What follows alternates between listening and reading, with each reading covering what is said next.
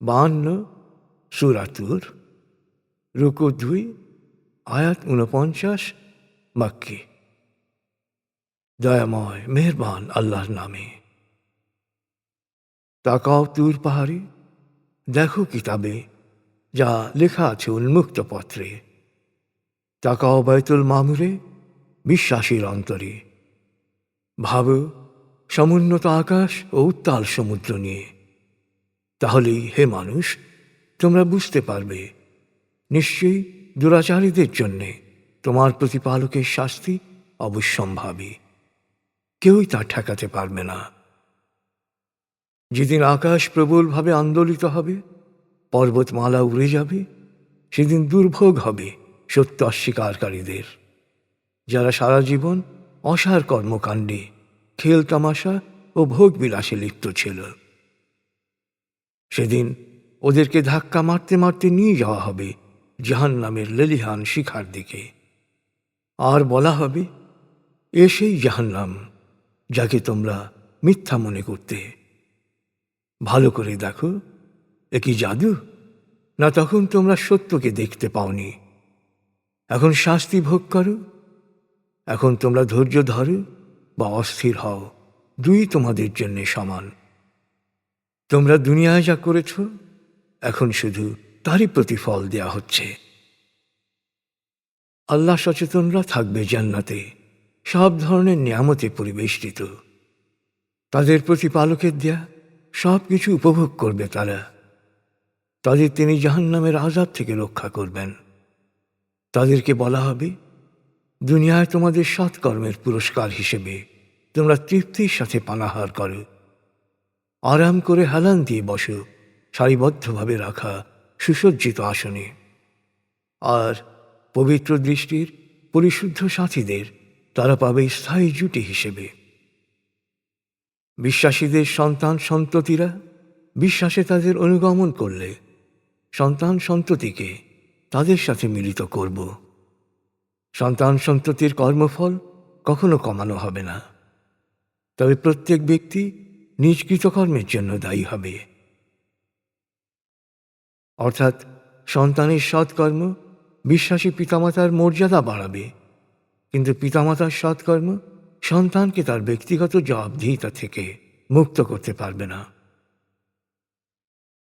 আয়াত 22 থেকে। জান্নাতে তারা তাদের ইচ্ছা ও পছন্দ মতো ফলমূল, মাংস সবই পাবে পর্যাপ্ত পরিমাণে। সেখানে তারা একে অপরকে প্রতিযোগিতা করে পানপাত্র তুলে দেবে। সেই পানীয় পান করে কেউ অসার কথা বলবে না, কোনো পাপ কাজে লিপ্ত হওয়ারও তাড়না অনুভব করবে না। পাবে এক অপার্থিব আনন্দ। তাদের সেবায় সব সময় নিয়োজিত থাকবে চিরকিশোররা। মনে হবে ওরা যেন তাদেরই সন্তান, দেখতে সংরক্ষিত মুক্তোর মতো সমুজ্জ্বল। জান্নাতে তারা একে অপরের সাথে দুনিয়ার জীবন নিয়ে স্মৃতিচারণ করবে। বলবে, পার্থিব জীবনে আমরা আল্লাহর বিরাগভাজন হওয়ার ব্যাপারে শঙ্কিত ছিলাম। আল্লাহ আমাদের প্রতি অনুগ্রহ করেছেন আর আমাদেরকে আগুনের শাস্তি থেকে রক্ষা করেছেন।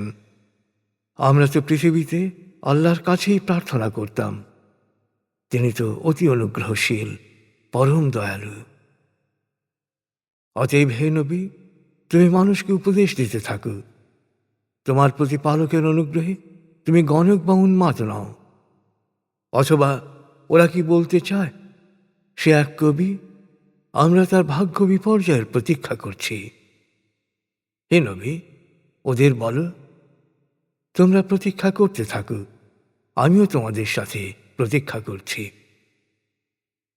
সত্য অস্বীকারীরা কি ওদের বিচার বুদ্ধি প্রয়োগ করে এ কথাগুলো বলছে, না অতি দাম্ভিকতার কারণে ওদের মুখ দিয়ে এ কথাগুলো বেরোচ্ছে? ওরা কি বলে যে এই কোরআন সে রচনা করেছে? আসলে ওরা বিশ্বাস করতে ইচ্ছুক নয়। ঠিক আছে, ওরা যদি মনে করে কোরআন মানুষের রচনা, তবে ওরা এর মতো একটি সূরা রচনা করে নিয়ে আসুক না, তাহলেই বোঝা যাবে ওরা সত্যবাদী। অথবা ওরা কি আল্লাহর অস্তিত্ব অস্বীকার করে? তাহলে ওরা কি কোনো স্রষ্টা ছাড়াই সৃষ্টি হয়েছে, না নিজেরাই নিজেদের সৃষ্টি করেছে? মহাকাশ ও পৃথিবী কি ওরা সৃষ্টি করেছে? আসলে ওরা সংশয়ী, কোনো ব্যাপারেই নিশ্চিত নয়। তোমার প্রতিপালকের সম্পদ সম্ভার কি ওদের হাতের মুঠোয়, না ওরা ওসবের নিয়ন্তা? অথবা ওদের কি এমন কোনো উপকরণ আছে যা দিয়ে চূড়ান্ত সত্যে উপনীত হতে পারে? অথবা মানবীয় বিচার বুদ্ধির অগম্য বিষয় সম্পর্কে শুনতে পারে? যদি কেউ এমন কিছু শুনে থাকে, তবে তার সে জ্ঞানের দৃশ্যমান প্রমাণ উপস্থিত করুক। অথবা যদি তোমরা আল্লাহতে বিশ্বাস করো, তবে এটি কিভাবে বিশ্বাস করলে যে তিনি নিজের জন্যে কন্যা পছন্দ করেছেন, যেখানে তোমরা নিজেদের জন্যে শুধু পুত্র সন্তান পছন্দ করো?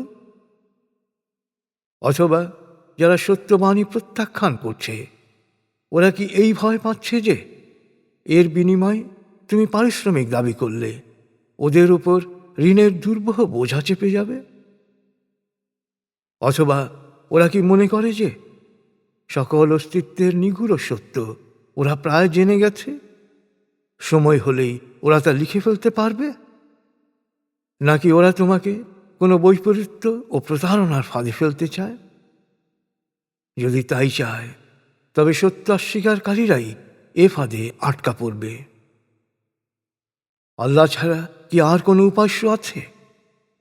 ওরা যাকে শরীক মনে করে, আল্লাহ তা থেকে অনেক পবিত্র। আসলে যারা সত্যকে সত্য বলতে অস্বীকৃতি জানায়, তারা আকাশের কোনো অংশকে ভেঙে পড়তে দেখলেও বলবে, এ তো মেঘপুঞ্জ মাত্র। অতএব ওদেরকে উপেক্ষা করে চলো। যেদিন ওরা মহাবিচারের মুখোমুখি হবে, সেদিন ওরা আতঙ্কাহত হয়ে পড়ে থাকবে।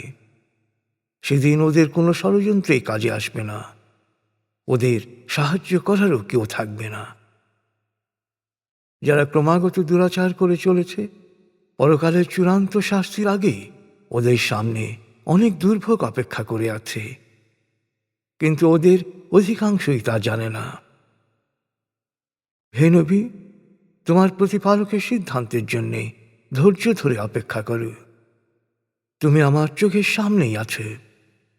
অতএব তুমি তোমার প্রতিপালকের সপ্রশংস পবিত্রতা ও মহিমা ঘোষণা করো, ঘুম থেকে উঠে, রাতে আর তারকাদের অস্তগমনের পর।